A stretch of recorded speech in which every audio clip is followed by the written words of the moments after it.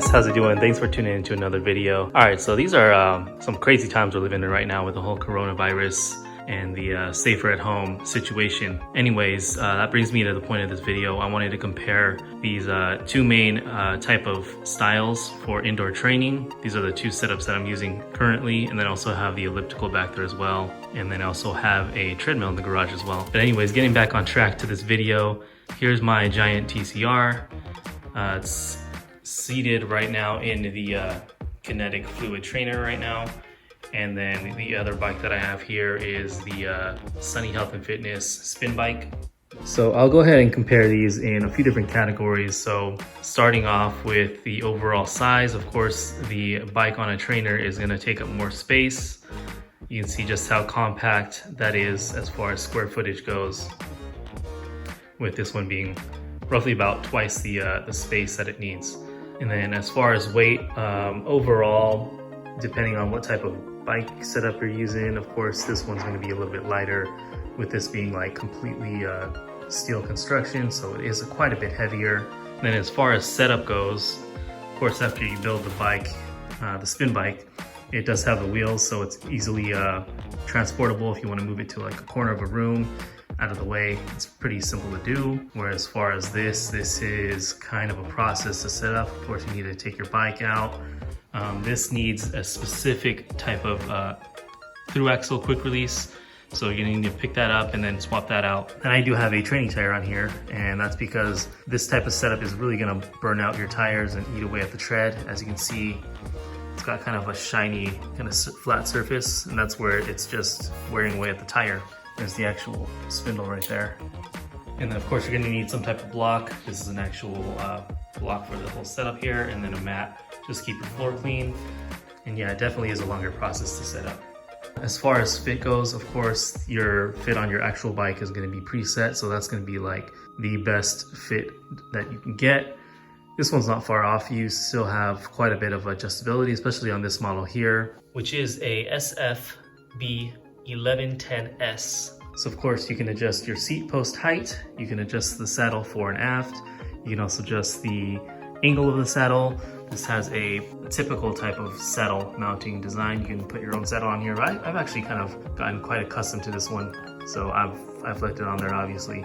But you can for sure change out your own saddle, and like I said, you can angle it up and down using this this single bolt here. Regarding the seat height, it does have this here, and then there's pre-drilled notches in this seat post, and then you also have a little bit of adjustability here. Just by loosening this, you can move it up and down here if you need like that fine-tuning of like a few millimeters or whatnot. And then regarding the bars, you can adjust your actual stem height. And then there is a turning knob with a quick release here. As you can see, I do have it on the max setting, so if you're quite a bit taller, this probably is not going to work out for you on this particular model. And then you also get your bar adjustment fore and aft on this model.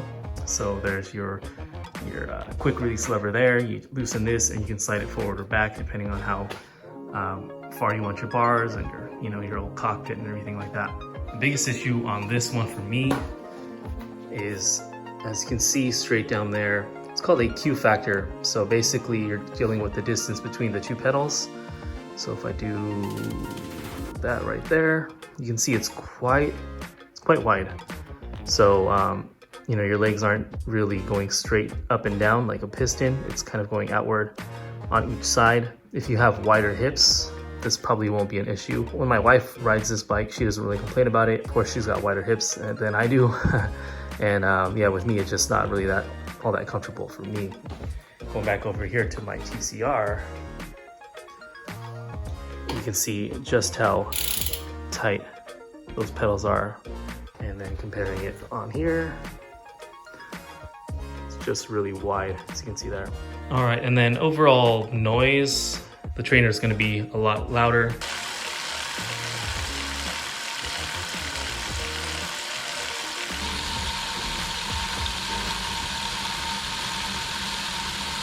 This is a fluid trainer, which is quite quiet. There's also magnetic, which is really loud, and then some other models as well. I'm sure there's other models that are a lot quieter than this one, but overall, The spin bike is going to be way quieter, especially if you have a belt drive. It's almost silent. This one happens to be a chain drive. I just wanted that natural type of feel, and then of course a chain will last quite a bit longer than a belt will, and it will have a lot less issues. So it's kind of a give and take kind of thing. Again, this is a chain driven model. It's a little bit noisier, but it's still quite a bit quieter than this setup here.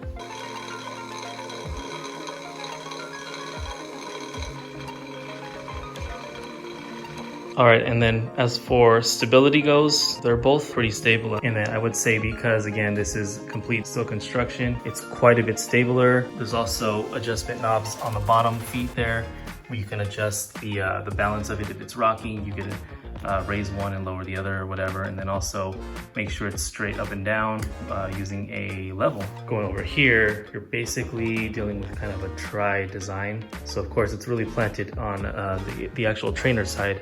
But then up here, of course, you're just dealing with your front wheel. So it does rock back and forth a little bit. And then if you have a cheaper model, this will move. This being a more upper end type of model, it is very wide, very robust, and it's solid. It doesn't move in the rear of the bike, but then like I said up front, you do get a little bit of that rocking sensation. And then depending on what type of workout you do, again, this is why I have two different bikes, because if you're just looking to spin it out for like an hour straight, this is going to be feeling more comfortable, whereas this one is more for the different type of workouts when you're doing, like, you know, sitting down in the saddle, doing position 1, position 2, position 3 up here, and standing out of the saddle just blasting for like 5-10 minutes. This is going to be the way to go. Whereas on this one here, like I said, I think it's because of the stability of the whole thing. When you're up here on the bars just rocking, it's just really not ideal. But yeah, sitting down in the saddle and just spinning it out high RPMs, this is the way to go. This is quite a bit more comfortable. And of course, you have your actual bike here and you're good to go. And then one thing I wanted to mention is with these trainers, they're also compatible with mountain bikes, not just road bikes, preferably hardtails, but you will need to pick up a slick tire, because if you use a treaded design, you're going to be doing damage to your tire. And then also the spindle as well. It's really meant to have constant contact with your wheel. So yeah, you would definitely have to pick up a different tire. All right, and next up is price.